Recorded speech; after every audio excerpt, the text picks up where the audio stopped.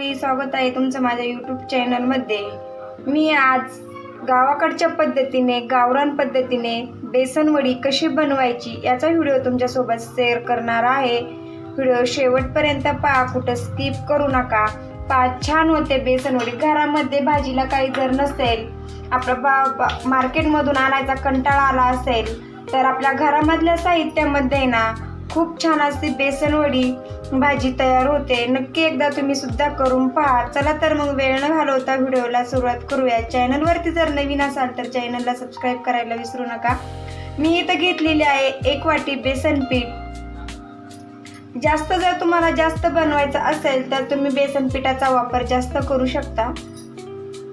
मी इथं बेसन पीठ मळून बेसन वडी बनवणार आहे। तुम्हाला जर आपण बेसन जे बनवतो ना त्या पद्धतीने तुम्ही बेसन बनवून थापून जरी वड्या पाडल्या ना तरी पण खूप छान होते। पण मी इथं बेसन पीठ मळूनच बेसन वडी बनवणार आहे। इथं चवीपुरतं मीठ घेतलेलं आहे, 1 चिमूट थोडीशी हळद। मी इथं जिरे घेतलेले आहे सवताले, थोडेसे जास्त घालायचे जिरे, छान लागतात दाताखाली कचकच आल्यावर खायला। लाल तिखट घ्यायचे अर्धा चमचा। तुम्हाला लाल तिखट आवडत नसेल तर तुम्ही हिरवी मिरचीची पेस्ट सुद्धा घेऊ शकता।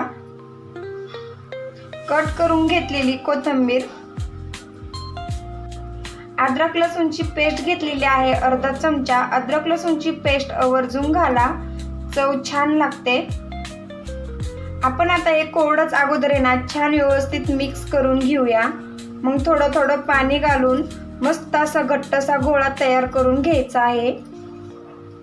दुसरे कोणतेच मसाले वापरलेले नाहीत, फक्त लाल तिखटच वापरलेला आहे।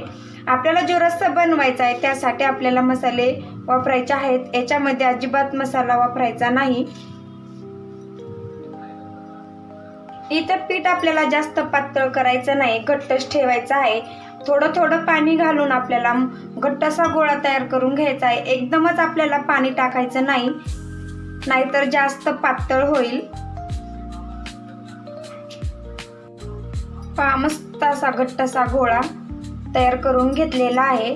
जास्त पातळ बी नाही आणि जास्त घट्ट बी नाही। आपल्याला फक्त पोटावरती लाटून घेता येईल अशा पद्धतीने इथं गोळा बनवून घेतलेला आहे। 10 मिनिटं छान असं आपण हे पीठ भिजून देऊया।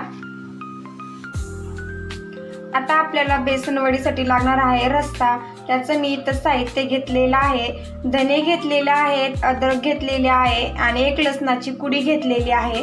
हरभऱ्याची डाळ घेतलेली आहे, थोडीशी खोबरं, कांदा घेतलेला आहे भाजून आणि कोथिंबीर घेतलेली आहे। सर्व साहित्य मी तेलामध्ये ना छान काळपट कलर येईपर्यंत भाजून घेतलेला आहे।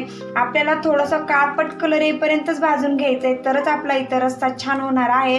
नाहीतर रस्सा आपला इथे ना व्यवस्थित आपण वाटण जर भाजून घेतलं नाही तर आपला रस्सा इथं असा फिक्का पांढरा दिसतो, मग भाजी पण चवदार लागत नाही खायला, अशी कच्ची कच्चीच लागते। त्यामुळं अशा पद्धतीने इथं वाटण भाजून घ्यायचं आहे। आता हे मी भाजून घेतलेलं आहे, थंड झालेलं आहे।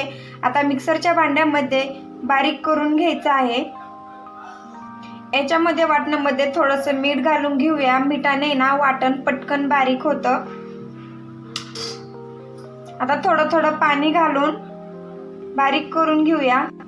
अशा पद्धतीने थोडं थोडं पाणी घालून मस्त असं आपण वाटण बनवून घेतलेलं आहे। असं मस्त काळपट कलर आलेला आहे। कांदा आहे ना अगोदर गॅसवरती भाजून घ्यायचा आणि नंतर तेलामध्ये परतून घ्यायचा। अशा पद्धतीने कांदा भाजून घेतला का अशा पद्धतीने वाटणाला कलर येतो थोडासा काळपट।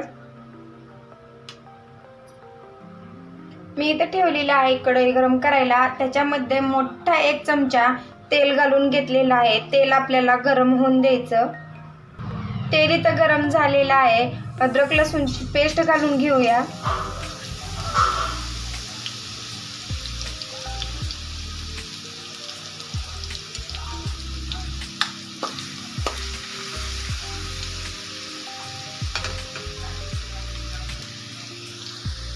मी इथं घेतलेले आहेत मसाले।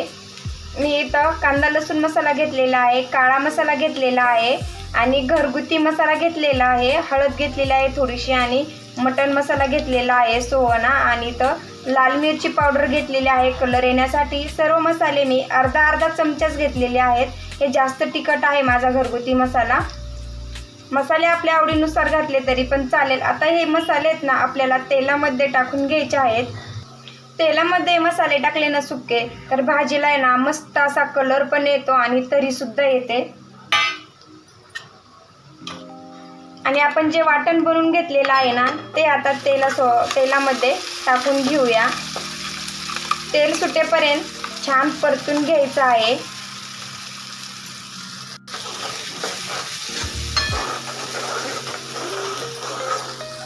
दोन मिनिटं छान असं आपल्याला हे वाटण तेलामध्ये परतून घ्यायचं आहे।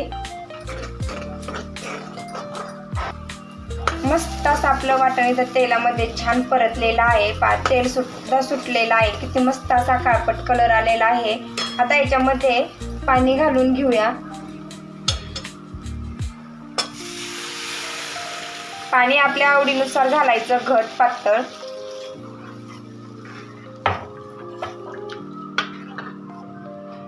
आपल्या ह्या आमटीला आहे ना उकळी येईपर्यंत आपण बेसनवडी लाटून घेऊया।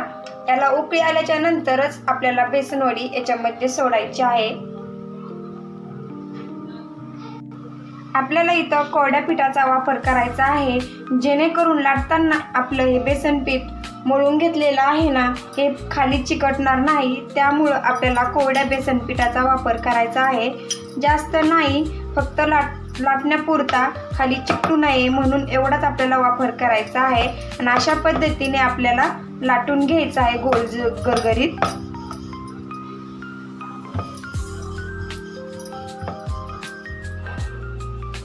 पहा मस्त अशी लाटून घेतलेली आहे। पहा जास्त जाड पण ठेवायची नाही आणि लई जास्त पण पातळ नाही करायची। पहा इथं मिडियमच केलेली आहे। पहा मस्त अशी लाटून घेतलेली आहे। मी याच्यावरती ना थोडंसं खोबरं टाकणार आहे। पहा अशा पद्धतीने किसून थोडंसं खोबरं घातलं ना खूप छान लागते ही वडी खायला। जास्त नाही घालायचं, थोडंसंच घालायचंय आणि हाताने ना असं थोडंसं थापून घेतल्यासारखं ते चिकटून घ्यायचं आहे। आता आपण याच्यात ना वड्या पाडून घेऊया।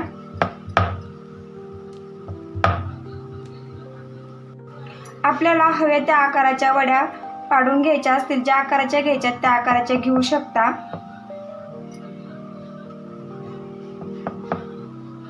तुम्हाला मोठ्या हव्या असतील तर तुम्ही मोठ्या पाडू शकता, छोट्या हव्या असतील तर तुम्ही छोट्या सुद्धा पाडून घेऊ शकता वड्या। मी इथं छोट्याच पाडलेल्या आहेत। मी अशा पद्धतीने वड्या पाडून घेतलेल्या आहेत। पहा आता आपण उकळी आली का ते पाहूया। उकळी आल्याच्या नंतर ह्या वड्या आपल्याला सोडून द्यायच्या आहेत आमटीमध्ये। पाहित आपल्या आमटीला ना उकळी आलेली आहे। पाहू शकता किती मस्त अशी तरी पण आलेली आहे। आता आपण या वड्या सोडल्याच्या नंतर ना ह्या आणखीन घट्ट होणार आहे। आपल्याला बेसन वड्या आता सर्व याच्यामध्ये सोडून घ्यायच्या आहेत। मीडियम गॅसवरती आपल्याला ह्या वड्यात ना आता 5 मिनिटं शिजून घ्यायच्या आहेत। आपण वाटणामध्ये मीठ घातलं होतं, थोडंसंच घातलं होतं। मी आणखीन थोडंसं मीठ घालणार आहे चवीपुरतं।